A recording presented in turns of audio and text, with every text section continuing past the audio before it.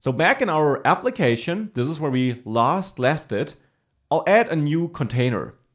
I'll add in the containers folder and I'll name it auth. You can of course name this whatever you want.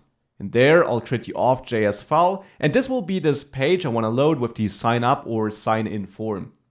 Now in here, I will create a class-based component. So I'll import React and component from React.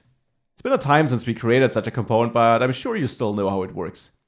We create it with the class keyword, then the name of the component like auth, and we extend this component we're importing. And there we need a render method where we return some JSX, and in the end I'll export this class as the file default.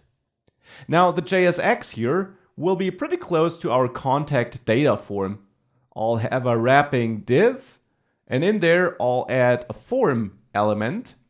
And in this form element I want to use my custom input and button components, just as I use them in the contact data component or container.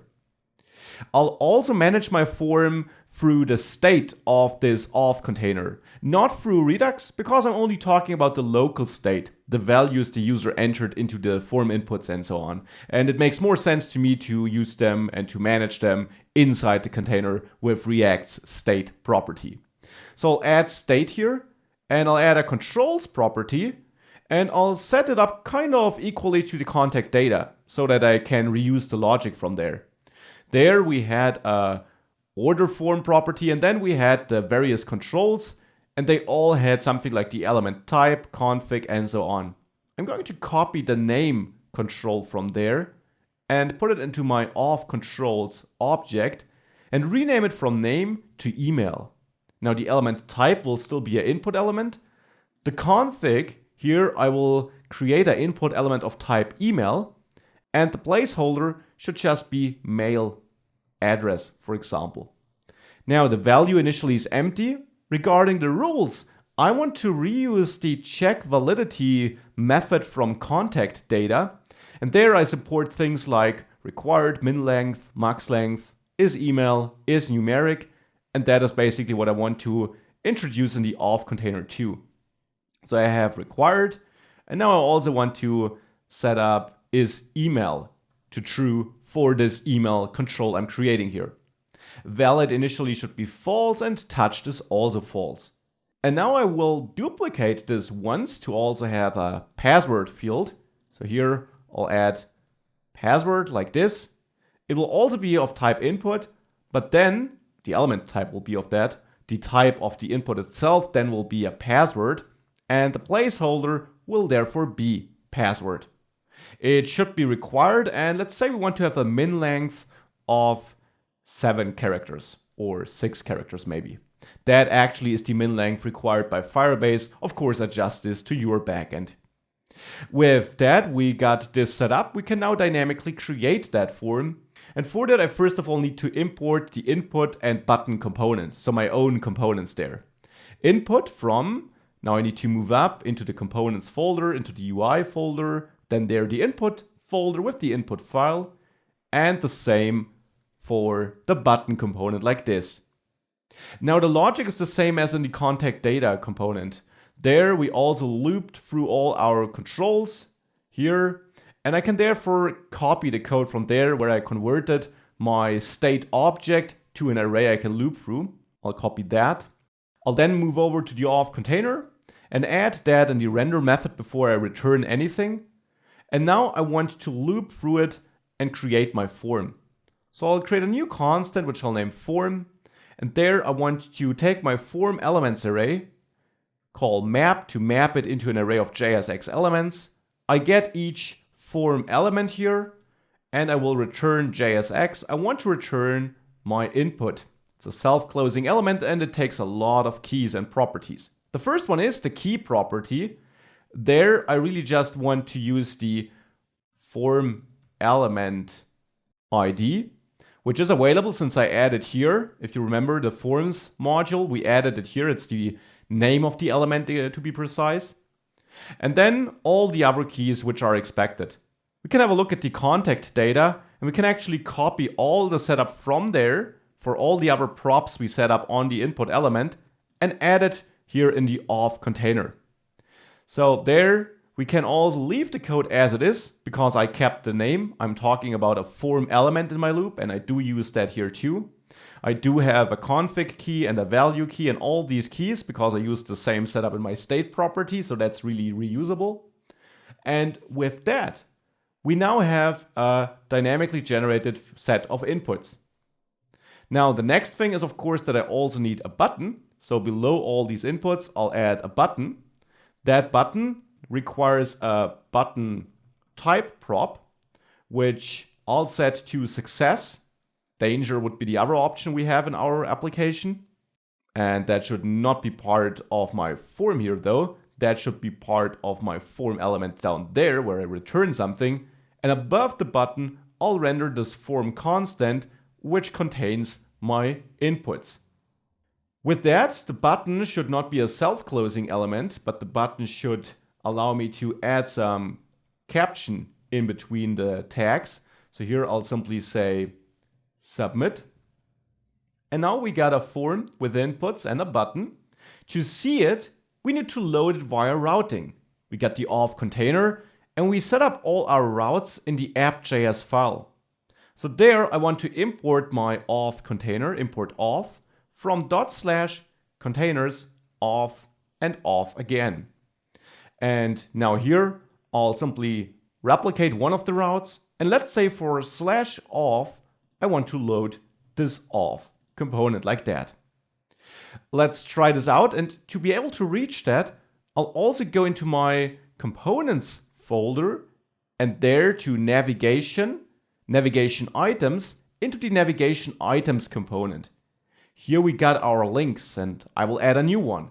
I will add a link to /auth and I'll give it a caption of authenticate, something like that. With that set up, let's go back to the application. We are on authenticate. The styling is a bit off though, and if we inspect it, I can't spot my inputs. So let's head back to the auth container and see where the inputs are at. We have a form. That should be that form constant. But somehow when looping through the array here, we seem to not really create inputs. The reason is because I copied the code from contact data. I'm referring to an order form property in my state. But here in the auth container, I renamed this to controls. So I'll just rename it here too. And now if we go back, we see the controls. Now to also give this some styling, I'll add a auth.css file. And I'll copy the styling from the contact data CSS file into there. Replace the contact data class here with the auth class. And leave all the styling.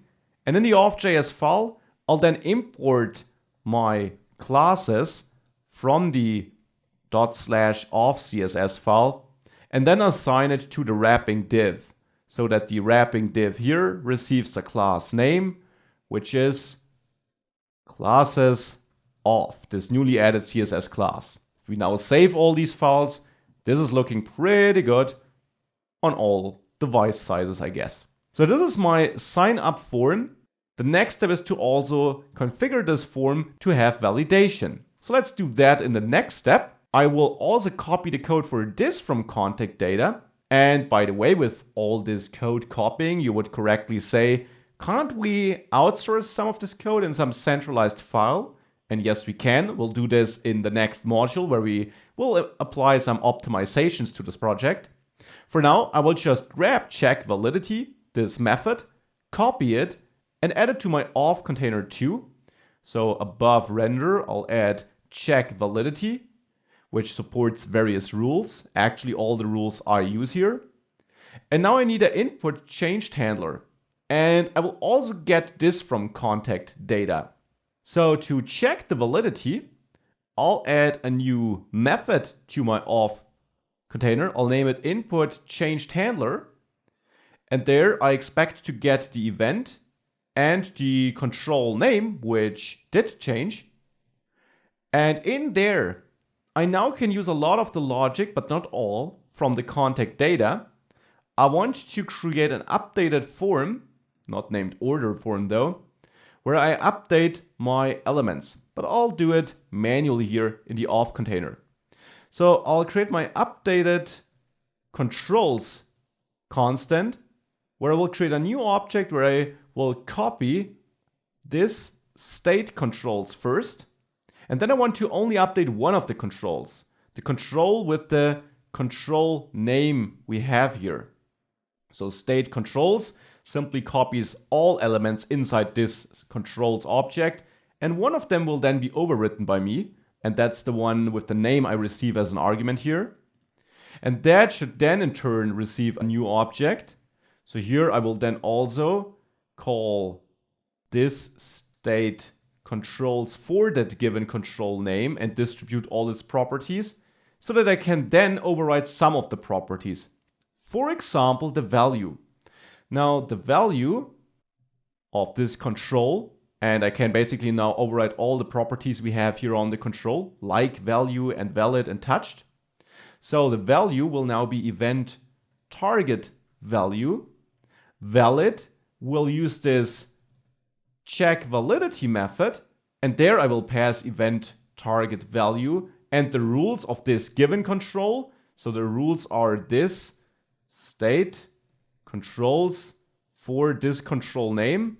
There we have this validation property which I'll pass. So that is referring to that validation property each control has where I set up the rules. So that is now what I pass as a second argument to check validity. Additionally, I'll add another property, touched, will be set to true here. Whenever this input change handler fires, the user did type something, so it's definitely touched. So with that, I update my individual control, which was changed. I update all relevant fields I want to change. Now I deliberately won't handle the overall form validity here. I won't check this. I won't disable the submit button for invalid forms because I also want to show what happens if we submit invalid forms. You can of course implement this too, but I won't. So I'm pretty much done here. What I will have to do is I'll call setState in input changed handler and set the controls property equal to my updated controls now.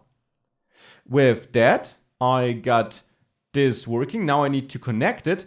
I already did this because I used the same name as in contact data. So this should work. Now let's save this and let's see if validation is working then. Back in the project, if I start typing here, it stays invalid until it's a valid email address. And the password has to be at least 6 characters long to be treated as valid. So that's working. And as I said, the button is deliberately never changed. So my form is finished. My next step is to now handle the submission. And of course, I want to do this using Redux and action creators.